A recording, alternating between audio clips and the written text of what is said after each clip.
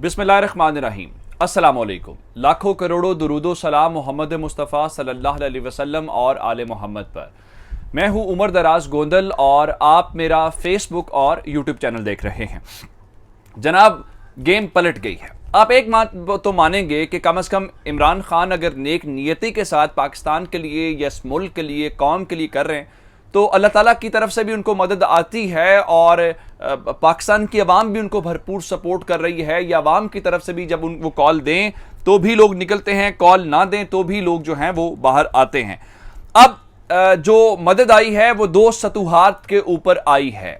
सबसे पहली बात मैं आपको बताना चाहूंगा कि एक पूरी मुहिम लॉन्च की गई जिसके अंदर मुबैना तौर पे लोग ये कहते रहे, जिसमें फवाद चौधरी का कहना है या बाकी लोगों का, कि वो स्ट्रेटेजिक मीडिया सेल जो मौजूदा हुकूमत का है उस हवाले से उसके ऊपर आता रहा। और हत्ता कि आप तो खबर आई है जी वो कुछ डिजिटल मीडिया के लोग जो हैं उनको भर्ती करने लगी है हुकूमत, और उसके बाद अपने हम ख्याल यूट्यूबर्स को सपोर्ट किया जाएगा ताकि डिजिटल मीडिया के ऊपर उनका नैरेटिव भरपूर सपोर्ट उसको मिल सके। लेकिन हुआ यह कि इन्होंने जो लसबेला वाक़या था जिसमें जनरल सरफराज की शहादत हुई, उस वाक़े को कुछ सहाफ़ियों ने सबसे पहले किया और तासुर ये देने की कोशिश की गई कि तहरीक इंसाफ ने शुहदा के मामले के ऊपर कोई कैंपेन की है और शुहदा की खुदा न खास्ता तज़हीक या तौहीन की है, जिसके ऊपर ISPR का बयान भी आया था। लेकिन आज इस हवाले से भी क्लैरिटी हो गई है। एक वो आपको खबर है मेरे पास, एक और ये जो इमरान खान को जरा काबू करने वाले थे इनका आज सफाया हुआ। जरा मेरा ख्याल है पहले लसबेला वाली दे देता हूं चूंकि वो फौज से मुतल्लिक खबर है।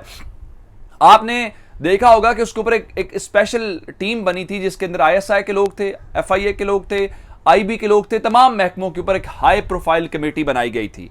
उस हाई प्रोफाइल कमेटी ने देखना था कि लसबेला वाक़े के ऊपर क्या किसी जमात ने वाक़तन शुहदा के खिलाफ कोई कैंपेन की है। दुनिया न्यूज़ की आज की रिपोर्ट के मुताबिक लसबेला हादसे की इंक्वायरी रिपोर्ट मुकम्मल हो गई है। उसमें सियासी जमातों का किरदार नजर नहीं आया और सियासी जमातों को क्लीन चिट दे दी गई है।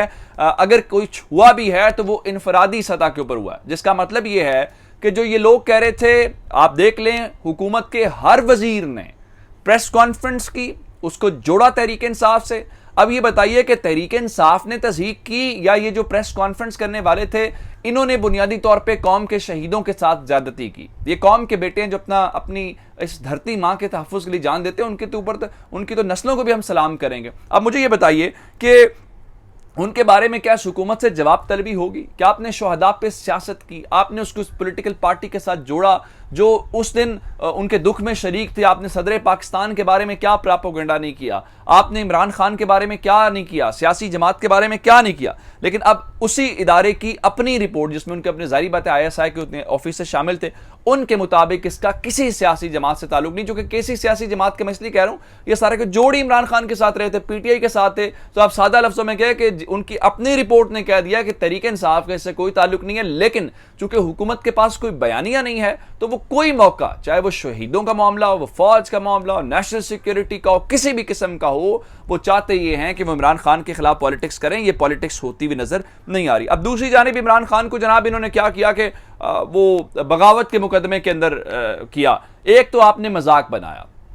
मजाक इसलिए बनाया कि पूरी दुनिया के अंदर इंटरनेशनल मीडिया इस वाक़े को रिपोर्ट कर रहा है। अल जजीरा के रिपोर्टर का आप जरा सुने जो उन्होंने बनी गाला के बाहर खड़े होकर बीपर दिया। वो कह रहे हैं कि इमरान खान पॉपुलर हैं, ये गवर्नमेंट पैनिक हो चुकी है और इस गवर्नमेंट के पास मैंडेट नहीं है और इमरान खान इस वक्त पाकिस्तान के अंदर पॉपुलैरिटी इंजॉय कर रहे हैं। फिर उधर अक़वाम मुत्तहिदा के सेक्रेटरी जनरल के मुतालिक खबरें दावा किया जा रहा है इमरान खान के ऊपर जो दहशतगर्दी का मुकदमा बनाया है वो अक़वाम मुत्तहिदा के सेक्रेटरी जनरल ने भी उसका नोटिस लिया है, यानी UN तक बोल रही है। फिर मैंने आपको बताया था कि ये जो अब्यूजेस हो रहे हैं उसके ऊपर जो ये डिजिटल राइट्स वाले हैं, जो कमीशन वाले हैं, वो उसके ऊपर एक्टिव हो गए। ये आप पाकिस्तान के साथ क्या कर रहे हैं? अब पाकिस्तान की पिक्चर दुनिया के सामने क्या पोर्ट्रे कर रहे हैं? अब जरा सुने। अब है जनाब बदले का बदला। अगर तो इमरान खान गद्दार हैं तो फिर इस मुल्क के अंदर हुब्बुल वतन कौन है? पहला सवाल तो ये पैदा होता है। अगर इमरान खान के खिलाफ कार्रवाई होनी है तो फिर सबके खिलाफ होगी। फिर इमरान खान ही क्यों? वो शख्स जो कहता है भाई मेरा होना जरूरी नहीं है, इस मुल्क के लिए फौज का होना जरूरी है अगर हमने अपने दुश्मन का मुकाबला करना है। तो पाकिस्तान तहरीक इंसाफ ने भी अगर ये उस तरह से कर रहे हैं तो पाकिस्तान तहरीक इंसाफ ने भी उसका भरपूर जवाब देने का फैसला कर लिया है। और वो भरपूर जवाब ये है कि जनाब अब सबको हिसाब देना पड़ेगा और सबको इसका सामना करना पड़ेगा। और जिन जिन ने अगर फौज मुखालिफ बयान दिए, अगर आपने यही क्राइटेरिया रखना है तो फिर उस क्राइटेरिया की बुनियाद के ऊपर गद्दारी और बगावत के केसेस बनने जा रहे हैं। और उसमें खैबर पख्तूनख्वा के अंदर शहबाज शरीफ जो मुल्क के वजीर आजम है, अगर मुल्क के साबिक वजीर आजम में बन सकते हैं तो फिर शायद वजीर आजम में बन सकते होंगे।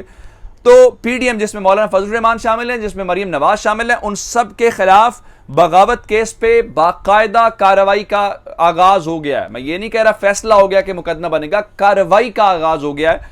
और अली अमीन गंडापुर साहब ने दरखास्त दी जिसके ऊपर सूबाई काबीना ने वहां पे डीआई खान के अंदर अफसरान को ये इख्तियारात तफवीज कर दिए हैं कि आप मुकदमा दर्ज करें। अब आम शहरियों को भी ये कहा गया कि आप भी शिकायत दर्ज करवा सकते हैं। उसके बाद थाना शर्की पेशावर के अंदर नवाज शरीफ मरियम नवाज के खिलाफ तो बाकायदा दरखास्त भी आ गई है, जिसमें अब आपको जवाब देना है कि जनाब इस हवाले से आपने ये क्यों किया है और आपके ऊपर गद्दारी का केस है, अब भुगतें, फिर आए कराएं जमानतें, अब दें जवाब जो इमरान खान के साथ कर रहे थे। आपने तो उससे ज्यादा बयान दिए। लेकिन दूसरी जानब आप जानते हैं कि खान साहब के खिलाफ आज तौहीन अदालत का केस है और तौहीन अदालत के इस केस के अंदर इस्लामाबाद हाई कोर्ट के अंदर केस की समाअत, और वहां पे बताया यह गया है कि इस वक्त जो